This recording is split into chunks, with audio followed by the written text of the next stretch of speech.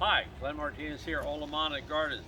I want to talk to you about tea makers. This is going to be a 55-gallon tea maker and is making compost tea. And what we're going to do is we're going to have a pipe coming up out the center of this, and it's going to go to the bottom of this bucket, and it's going to percolate the water up in the bucket.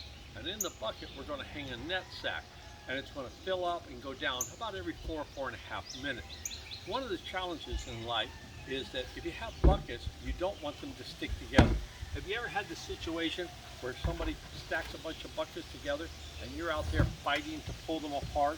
It's a devil. Well, Natalie and Natalie Cash is on that side of the camera there, we have a collection of buckets, a lot of buckets, okay? We'll buy buckets from anybody, anywhere, anytime. Here's some of the clever things. A lot of things that are made in America, they will come in American sizes, like a 5-gallon bucket. And 5-gallon buckets will stick together like glue. On the other hand, other products, like say bakery products, they come in metric sizes, so many liters. Here's the beautiful part. If I took two 5-gallon buckets and stuck them together, they would wedge together.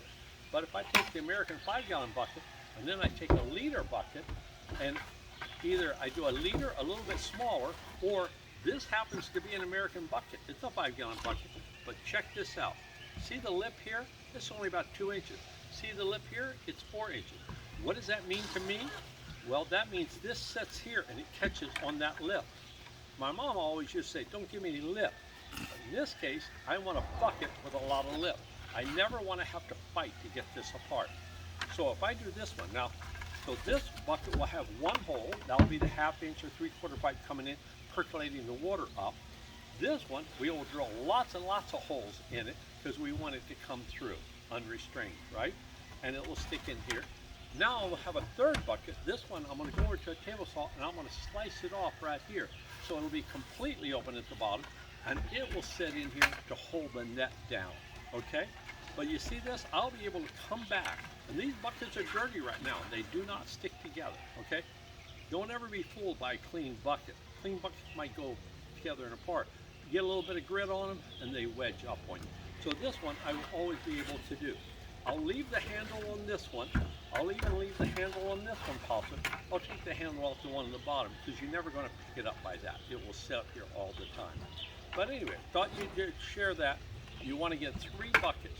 Now there's one more bucket I'm going to do.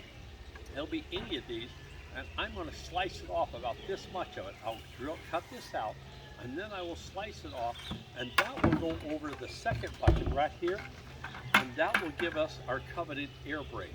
Because if I just drill holes in here, the water's going to come up and it's going to come around and just go up the edges. Why go through the hole? It's just too much work. And so I'm going to have one more bucket. So I actually need 4 buckets to do the job. The base bucket, the net bucket, the hole down bucket, and one other one. I'm going to sacrifice it just to get this much of it so it'll stick down. We'll show you in a later video.